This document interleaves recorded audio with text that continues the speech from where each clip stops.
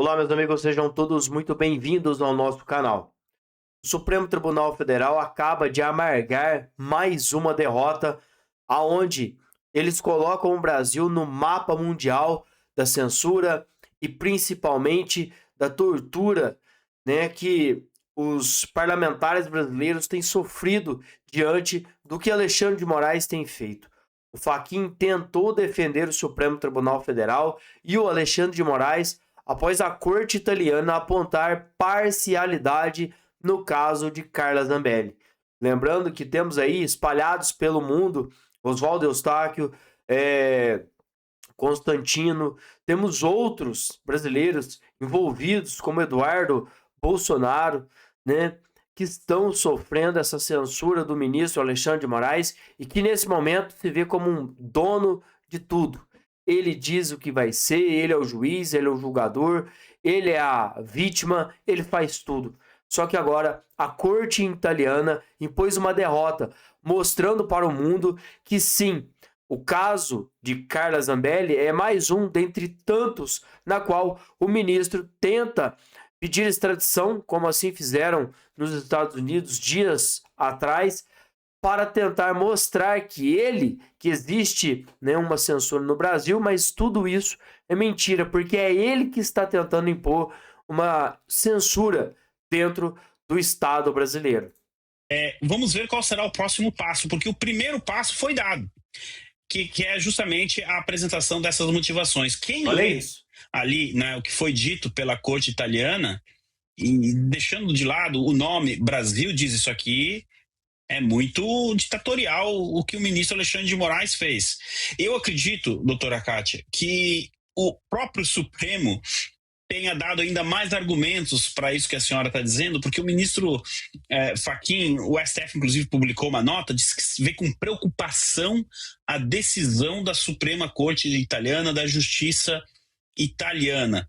Quer dizer, olha o nível da resposta que o lado brasileiro vem dando para a justiça italiana, que apresentou argumentos, como eu disse, básicos no direito, não é?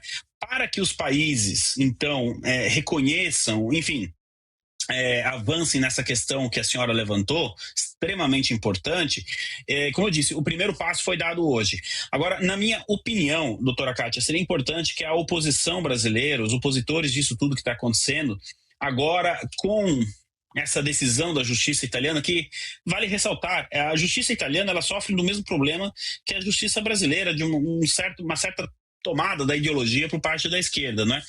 Bom, agora nós temos, então, Itália, Polônia, Espanha, Argentina, Estados Unidos, acho que já são vários países, né? Se a oposição brasileira fizer um trabalho semelhante com o que foi feito lá nos Estados Unidos, agora com essa decisão da justiça italiana, é possível sim abrir um caminho na União Europeia para que o Parlamento Europeu ou até mesmo a Comissão Europeia possam avaliar a possibilidade de aplicar sanções ao ministro Alexandre de Moraes. Lembrando que a União Europeia dispõe de um dispositivo muito semelhante, que ficou conhecido no Brasil como Lei Magnitsky. Aqui tem outro nome, mas existe esse dispositivo. E eu acredito que com essa decisão agora da justiça italiana, então, se a oposição brasileira articular isso com o governo italiano, que de repente poderia ser o próximo passo, o governo italiano reconhecer que Jair Messias Bolsonaro, o ex-presidente, é um preso político, assim como os presos do 8 de janeiro, isso abriria o caminho, então, para levar essa questão para a Comissão Europeia, onde a coisa aí realmente ficaria muito séria. Lembrando que existe já um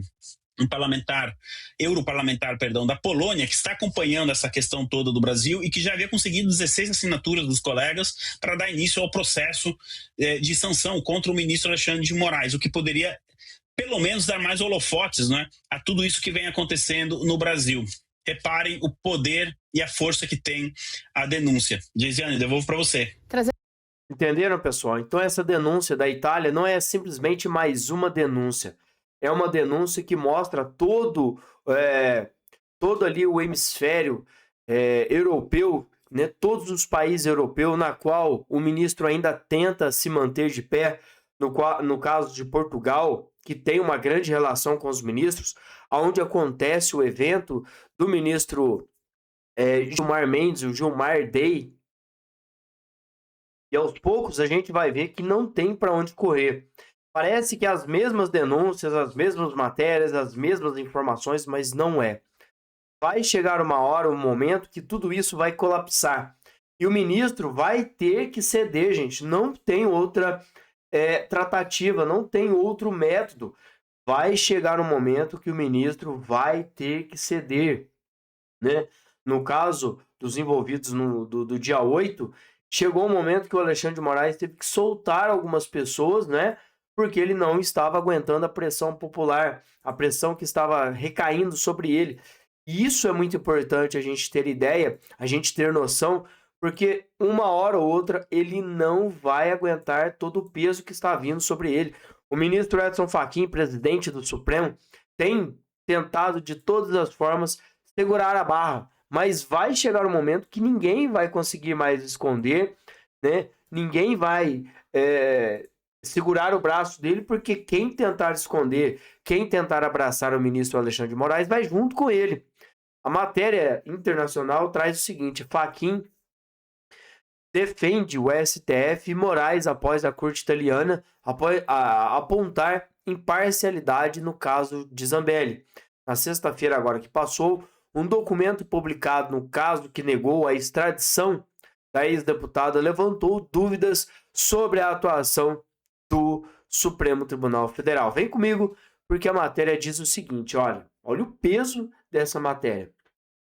O Supremo Tribunal Federal, né, o presidente do Supremo Tribunal Federal, Edson Fachin, afirmou nesta sexta-feira que vê com preocupação a decisão da justiça italiana que negou a extradição de Carla Zambelli, ao afirmar ver indícios de parcialidade em decisões do ministro. Gente, isso aqui não precisa ser um ministro da Suprema Corte, ser um jurista, né, ser um advogado, ser qualquer coisa para saber que é nítido o envolvimento do Alexandre de Moraes em todos os casos, de Bolsonaro até Carla Zambelli, de Ramagem até Tagliaferro. Não precisa ser um expert ou precisa ser um estudado ou algo do tipo para ver que o ministro Alexandre de Moraes, né, tem sim abusado das suas competências como ministro do Supremo Tribunal Federal. Em nota, Fachin destacou que o STF reafirma sua independência e imparcialidade no julgamento da ação penal de número 2428, né?